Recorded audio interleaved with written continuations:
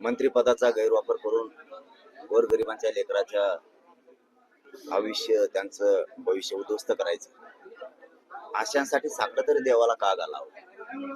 गोरगरिबांच्या जनतेला सुखी राहावी म्हणून आपण साखर घालावं. इतक्या नाशक्या लोकांसाठी आपण आता देवापाशी तरी साखर किती घालायचं? हे त्या साखड्याने ठेपायला नाही येणार. आता ठेपेल अन्न आपल्या शेतकऱ्यांच्या, मराठ्यांच्या, दलित मुस्लिमांच्या, मायक्रो ओबीसीच्या हातात, धनगरांच्या हातात आहे. यांना उठलेलं आणायचं आता आपल्या हातात आहे. आता आपणच काम करू, यांना उठण्यावर आणायचं. आणि 19 ऑगस्टच्या नंतर मी करतो. मराठ्याचं वाटलं करून विचार करतो का तू? त्यांच्याबद्दल विचार करू नको. तुला कोण म्हणलं? मराठ्यांचं वाटोळं करून तू त्यांचं चांगलं करणार का? तू ओबीसीचं वाटोळं करू नको, मराठ्यांचं करू नको ना. ते प्रमाणपत्र तू पत्र काढलं काय, चक मारायला काढतोय तो. ह्यामुळे सगळं भाजपी दल ते अडचणीत आलं ना. आता आणणार बी. मी एकदा एखादा शब्द बोललो ना सोडत नाही. मी मोजतच नाही पुढं काय परिणाम होतील. का खोटं वागता तुम्ही? का तुम्ही रद्द केले प्रमाणपत्र? काय कारण आहे? तुला काय अधिकार दिला? मराठ्यांच्या मंत्र्यांनी आतापर्यंत 70 वर्षात सगळ्या पक्षाचे, महाविकास आघाडीचे, महायुतीचे मंत्री झाले. मराठ्यांनी एखाद्या वेळेस ओबीसीचं रद्द केलंय? तू इतकं नालायक माणूस पहिल्यांदा बघितलं हो देशात असं मंत्री नसत. आपण संविधानाच्या पदावर बसलोय. आपल्याला दुसऱ्याच्या लेकरा बाळांचं आयुष्य उद्ध्वस्त करायचे राईट नाहीये.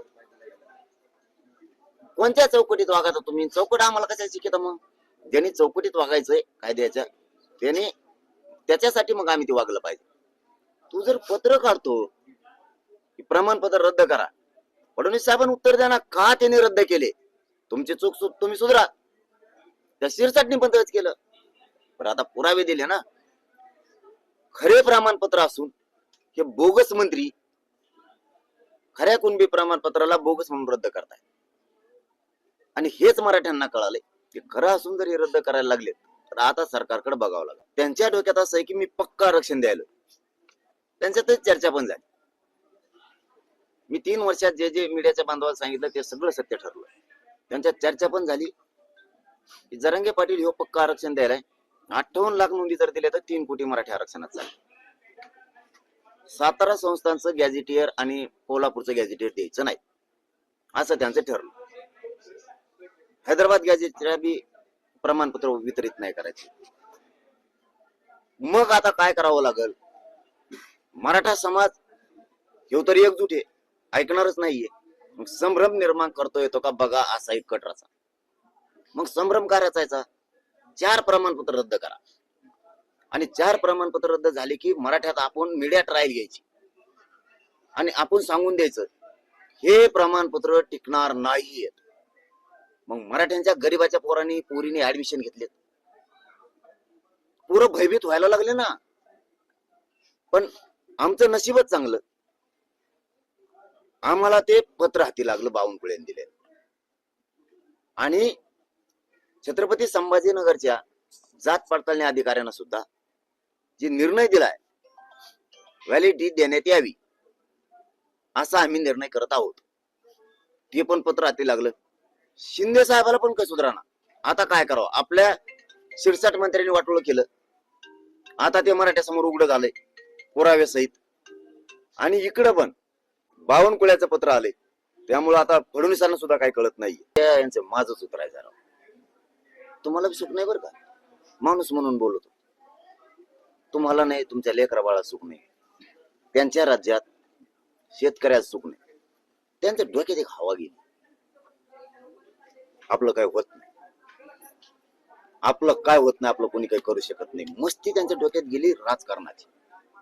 बहुमतानं निवडून आल्यामुळं ते बंजारा समाजाला मोजीनात, धनगर समाजाला 14 वर्ष झालं त्यांनी वाऱ्यावर सोडले. मुस्लिमाला तर काही बी, मुस्लिमाचे वाकडं बी करू शकत नाही, पण काही पण बोलते. मराठ्याला पण तेच. आणि शेतकऱ्यांचं त्या कर्जमाफीच्या नावाखाली पूर्ण वाटोळं केलं यांनी. मायक्रो ओबीसी एकही वर येऊन दिला नाही यांनी, एक पण.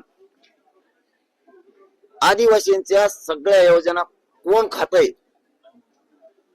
आणि आलेलं बजेट कोण कुंकड मंत्री खातोय काहीच मिळणार नाही. आदिवासी आहे त्याच ठिकाणी थोडं सुद्धा परिवर्तन झालं नाही, यांनी होऊ दिलं नाही.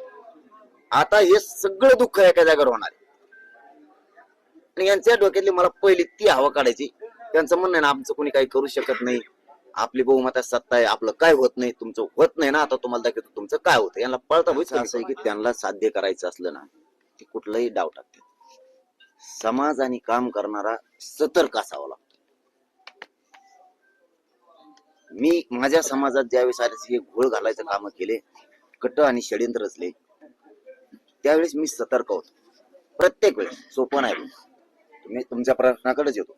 सोपं नाहीये. 58 लाख नोंदी मिळू देणं, आज लाखो पोरं पोरी नोकऱ्यात जाणं, शिक्षणात जाणं, हे सोपं नव्हतं. मी सतर्क होतो, सावध असायचो. सरकार काय डाव टाकाले, कारण फडणवीसचा डाव मोडणं सोपं नाही. त्याचा डाव मोडले 3 वर्ष, एक बी यशस्वी होऊ दिला, ही शेवटचा होता.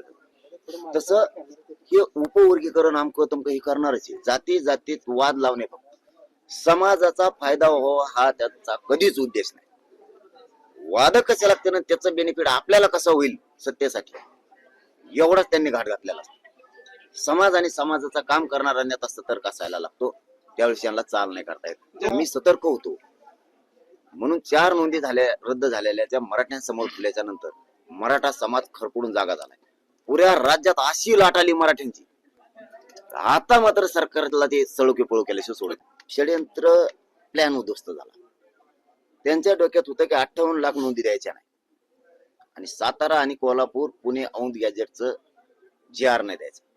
का तर एकट्या कोल्हापूरच्या संस्थांमध्ये 3,85,000 नोंदी आहेत. 6.5 लाखाच्या आसपास मराठा समाज आरक्षणात जातो. सरकारला असं वाटतंय की मराठी मोठे नाही होऊ द्यायचे, मराठ्यावर अन्याय करायचा. मग 52 कुळ्याच्या माध्यमातून मराठ्यावर अन्याय सुरू आहे. ते 52 कुळ्याचा काहीच गरज नाही, त्याचं आमचं काहीच नाही. हो का, मीडियाच्या बांधवाने बऱ्याच वेळेस ऐकलं असेल की मी म्हणायचो 52 कुळे साहेब चांगला आहे, सांगितलेले काम शेतकऱ्याचे हे ते करायचं. याला काय अवदस सुचली असली, घेणं नाही देणं नाही. प्रचंड नारळ फोडीत असून सध्या भुजबळ, बरं झालं हो हे त्याच्या गळ्यातलं पुढे गुतलं म्हणून. भुजबळ सगळ्यात जास्त खुश असणार आहे. प्रत्येक देवाला नारळ फोडत असून, त्र्यंबकेश्वरला, याला त्याला, काली आईला, सगळ्याला. घरात बाबा नाही तर त्याला सुद्धा फोड असतं ते. ही रिअल आहे. याला काय अवदस सुचली. मराठा समाज बी याच्यावर नाराज नव्हता. काहीच गरज नसताना येण्याशी झक मारून ठेवली आणि आमच्या नोंदी रद्द केल्या.